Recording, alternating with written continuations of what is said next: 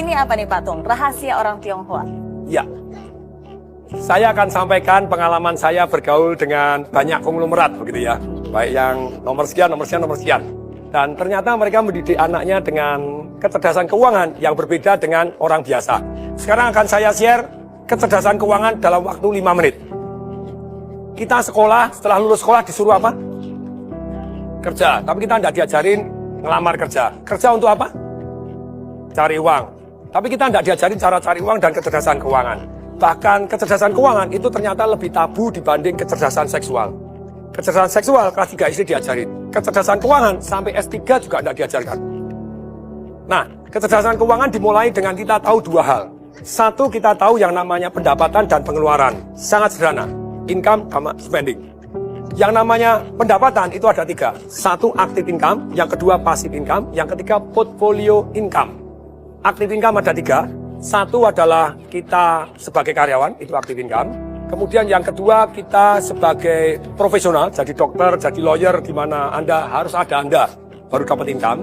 Yang ketiga dari active income adalah sebagai pengusaha, tapi usahanya belum autopilot.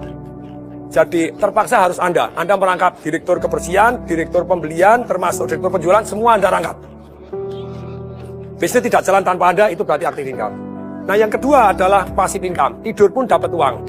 Ruko yang disewakan, properti yang disewakan, tanah dibagi hasil, sarang walet, hias, terus kemudian punya franchise yang luar biasa yang jalan tanpa kita, punya multi level yang jalan tanpa kita, agen asuransi yang agen-agennya sudah jalan tanpa kita. Dan tentu saja passive income ini sangat penting. Tapi sayang sekali banyak orang tidak punya goal, punya passive income.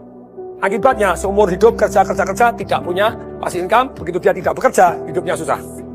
Yang ketiga adalah portfolio income. Apa itu? Secara sederhana, portfolio income adalah capital gain. Sayangnya, hanya orang punya biasanya cuma rumahnya dia saja. Kalau rumahnya dia saja, yang terjadi, ya rumahnya meningkat. Dulu saya beli rumah misalnya 2,4 M, sekarang 25 M. Berarti ada 22,6 M, itu invisible income. Tidur tambah kaya. Nah ini padahal harusnya lebih dari 1. Jadi Anda tambah kaya tanpa disadari.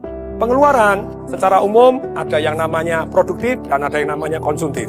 Kalau yang namanya produktif, itu tentu saja yang untuk investasi tadi, untuk passive income dan untuk portfolio income. Yang produktif, ada juga yang konsumtif. Ada juga yang kesannya konsumtif, sebetulnya produktif.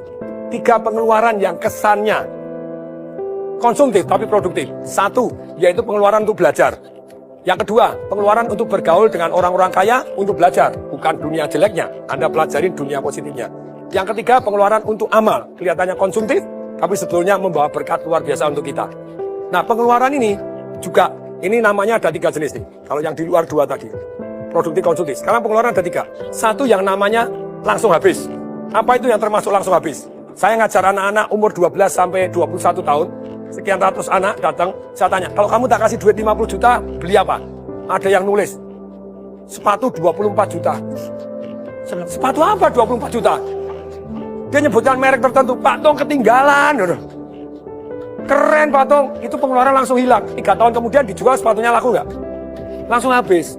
Anda makan, Anda beli baju, beli apa itu langsung hilang, pengeluaran langsung hilang. Jadi konsumtif langsung hilang. Yang kedua, passive spending. Apa itu passive spending? Anda langganan macam-macam gitu ya, yang tidak Anda pakai, termasuk karyawan tidak produktif. Kemudian Anda beli mobil yang sebetulnya tidak harus, dan setiap bulan harus keluar, bensin keluar. Ini semuanya passive spending. Tidur pun tetap harus Anda keluar. Ini berat, saya sangat menghindari ini.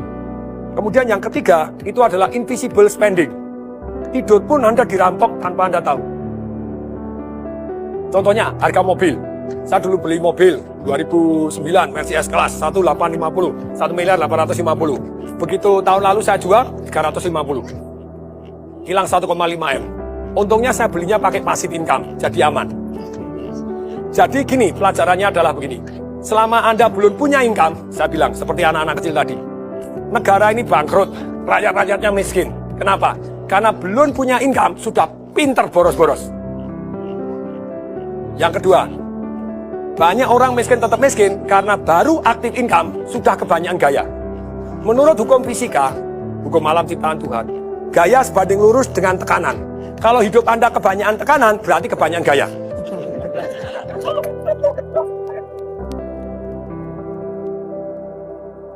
Jadi begini, boleh nggak kita gaya? Boleh. Ketika passive income Anda jauh lebih besar dibanding gaya hidup Anda, maka Anda hidupnya tanpa tekanan. Semoga mulai hari ini kecerdasan keuangan juga diajarkan di sekolah. Salam dahsyat.